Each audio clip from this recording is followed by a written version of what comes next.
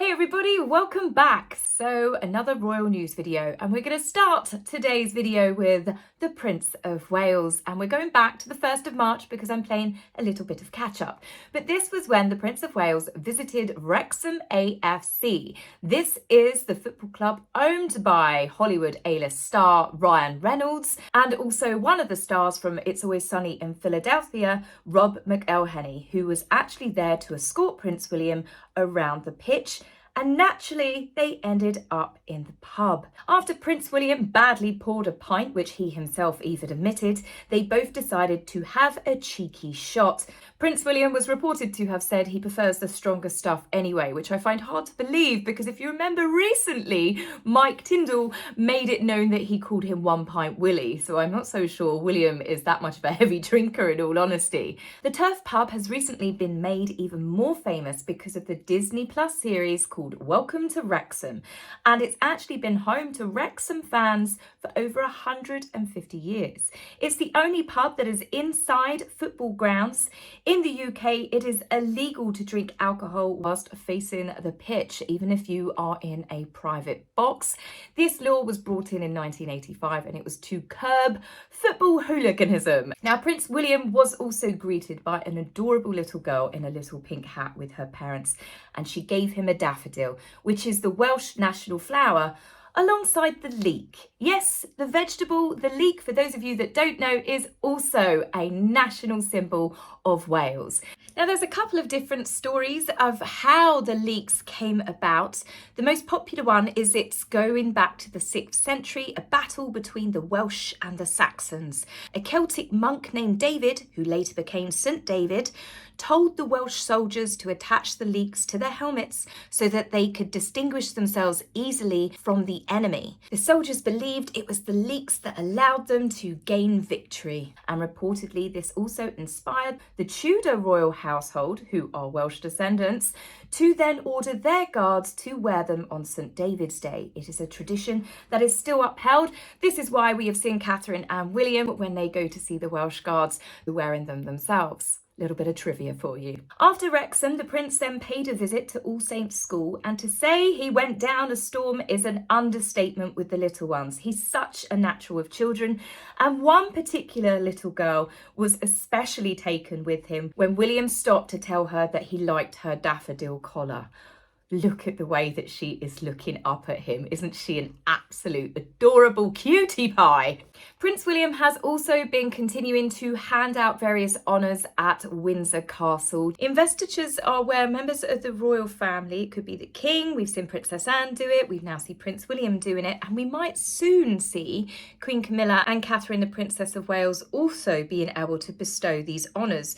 Honours recognise those for outstanding bravery, achievements, exemplary service, whether it be in the military or civil service.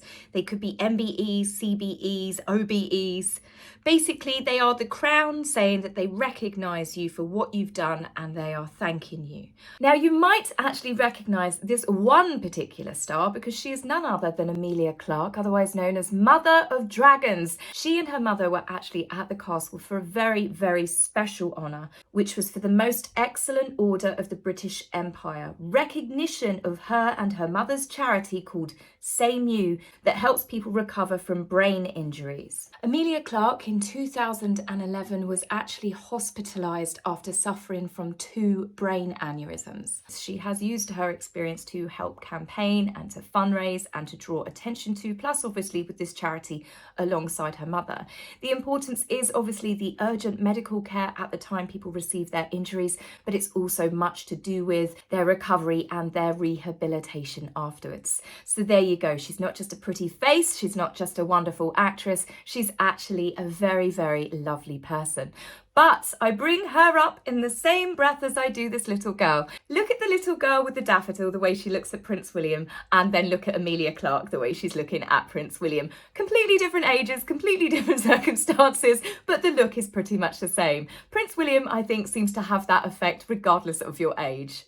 Now, speaking of Prince William, we have got more stirring, nothing to do with Catherine. I think that people think the royal family are vulnerable at the moment. I don't think that they are. I think that they are all doing perfectly fine. we are seeing all of the royal families at loads of different engagements, including the 88-year-old, now the oldest working royal, and that is the Duke of Kent, who is helping to celebrate 200 years of the RNLI. But people are still trying to say that Prince William's nose is out of joint because the king has put more faith in Queen Camilla. She's his wife, she's also the Queen. I don't think that Prince William's nose is out of joint at all. I think he appreciates the love and support that his stepmother has always given to his father. Prince Harry used to as well. And the problem is with Harry, with all of the stories that he's now retelling his history, he's completely rewritten it.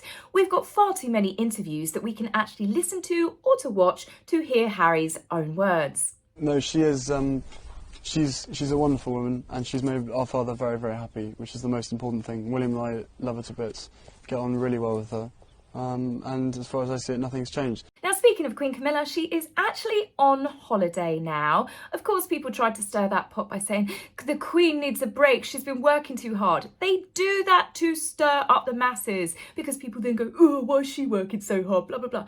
She's 76 years old. She suffers from osteoporosis. She's had lots of problems with her back over the years because of that.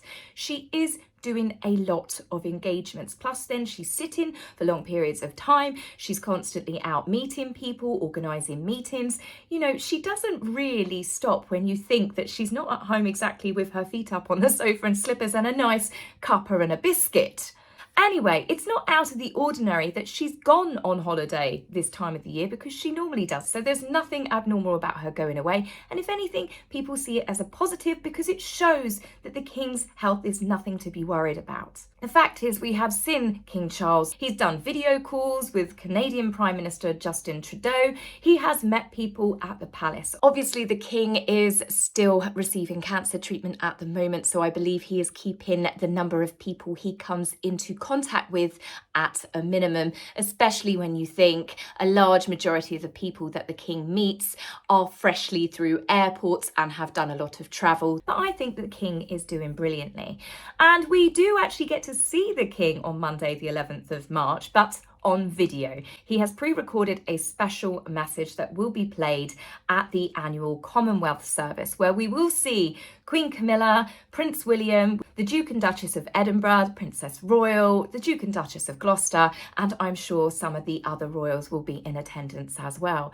I really look forward to the Commonwealth service because it is a celebration of all different cultures and all different faiths, and they normally have some incredible singers. So I will be covering that for you next week. Now, speaking of the Duke and Duchess of Edinburgh, they've just had a cheeky, refreshing break away in St. Moritz, which is a very exclusive ski resort. I don't know why people have to put how exclusive it is or something. It's like they are rich people. Rich people stay at nice resorts. They're not going to go to Butlins for the weekend, are they? But again, it's just stirring that big old cauldron, trying to upset people.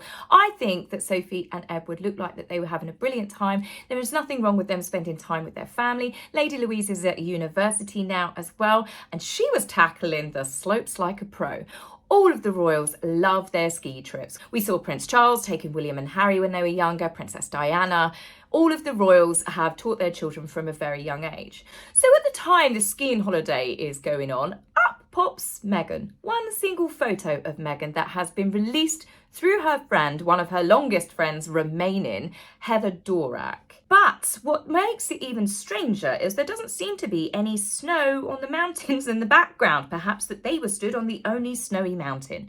Not only that, the media ran with the story, and I can't help but feel that they were given a bit of blurb to read out with it, because it said that it was the perfect trip with Archie and Lily, how the children hit the slopes by day and the adults howled with laughter deep into the night. It's that overtelling of a story, isn't it, which we know that Meghan is very fond of. There's lots of photographs of Heather and her husband and their children hitting the slopes. Harry apparently sat this one out.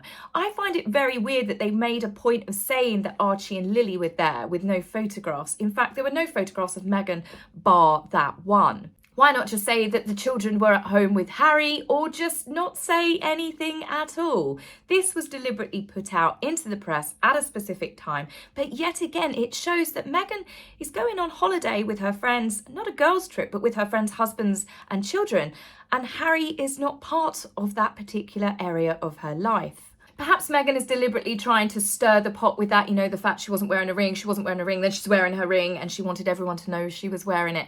I think it's just another game that she likes to play for extra column inches. But the story and the photograph, I'm sorry, it just doesn't pass the smell test for me. Now, back to the Duke and Duchess of Edinburgh, who after their ski break looked incredibly refreshed, and I have to say Prince Edward has put on much needed weight and he is looking a lot healthier than what he has done in recent months. I was getting a little bit concerned about Prince Edward at one point, but he looked to be in great spirits. The couple paid a visit to Rising Brook Community Church as part of their visit to Staffordshire on the 5th of March. They met with volunteers and locals that work alongside the church, providing help and services to the community, such as a food bank that helps local people that are struggling, baby toddler classes, youth activities, coffee mornings, anything that you think that can help people in the communities connect. Seeing Sophie and Edward together at the same engagement was a rather pleasant treat. These two are actually really sweet together. They definitely had a busy day as well, because they also visited Staff's police cadets as it was their 10-year anniversary. And my favourite engagement from the couple was when they visited the Right Stuff Amateur Boxing Club, and Prince Edward got stuck in with helping one young lady's training session. Much like his wife, the Duke loves meeting people. They really both engage with everyone, no matter their age, no matter the environment. They are genuinely interested in what everyone has to say, and it really shows. The reasons why Sophie and Edward are so well liked when they go to engagements is because that they relax, because they do have a joke. They relax so much, they let their guards down. It is their personalities. You can tell that they're willingly engaging with people. It's a warmth that you get from Catherine and from William as well, and it's something that cannot be faked. The reason why I think why Meghan also at engagements, when she was briefly a member of the royal family, some people just could not warm to her. They felt that she was very off. One, because she would plaster a manic grin, and she does that real scary bug-eyed stare at Harry. There was obviously lots of things where she was just rude and shoved Harry out of the way. She pushed him out of the way. It was very clear that Meghan felt that she was the most important person in the room. But mostly, I think it's because she just did not come across as genuine. She wasn't listening to people. She was talking at people. And nothing has really changed since the UK found freedom. Oh no, sorry, Meghan found her freedom. But it hasn't really changed. You see the way that they do these events and they do these engagements. They talk at people. They tell people. They are not listening to people. And it was absolutely no different with the podcasts as we knew as Archetypes, and that has been re-released to the world. Yes, the epic fail on Spotify, a patronising wine fest that spouted female empowerment but sounded more like female victimhood, has had a rebrand. Gone are the Spotify logos, the green hues. Meghan is now a shade of pink. Personally, I think that green suited her slightly better. The Snorefest 13 podcast, an unlucky number for some. Nothing new has been added, but they have now been re-released and they are being managed by a company called Lemonada Media, a woke, all-female founded company who have re-released Archetypes on several streaming platforms, and it makes the shows available to even more people around the world, apparently. Personally, I struggle to see how Lemonada Media feel that they are going to get a greater reach than what Spotify did. I can only presume, or perhaps I could suggest, that they could actually stream it into outer space, put it out there into the universe. It would work as a brilliant defense system against any aliens. Imagine it. They would come past, the first thing that they hear is Meghan's voice talking about female empowerment, and I guarantee you that the aliens would give it a hard pass and cancel the invasion. Now, speaking of cancelling, Harry, it would seem, Prince Harry, or the man formerly known as Prince Harry H, has had a slight reprieve. It would seem that after the threat of naked pictures of Harry that were going to be released on OnlyFans, OnlyFans have shut down Ms. Royale's account and they have banned her from the platform because she was threatening to show non-consensual images. I say that's fair enough. That's good of them to do that. That should never be done to anyone, even if you don't like the person. But Harry's reprieve might not actually last for that long, because I heard this morning on the Morning Show Australia, correspondent Peter Ford has implied that the latter part of Miss Royale's career might have something to do with the type of photographs that she may or may not have. She's a stripper and a dominatrix. Yikes.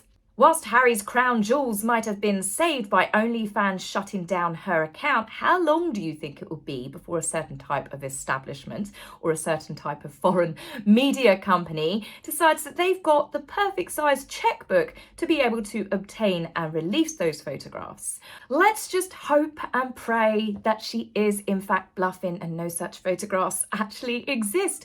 Not for Harry's sake, but for our sake. I just don't think that the world needs to see Prince Harry in the buff, certainly not in any sort of dominatrix positions. That I am absolutely certain of. Sorry for the imagery to end the video on, guys, but you know, I've had that in my head since I read that particular story. So caring is sharing. So that's it for me, guys. Take care and I will see you soon. Bye.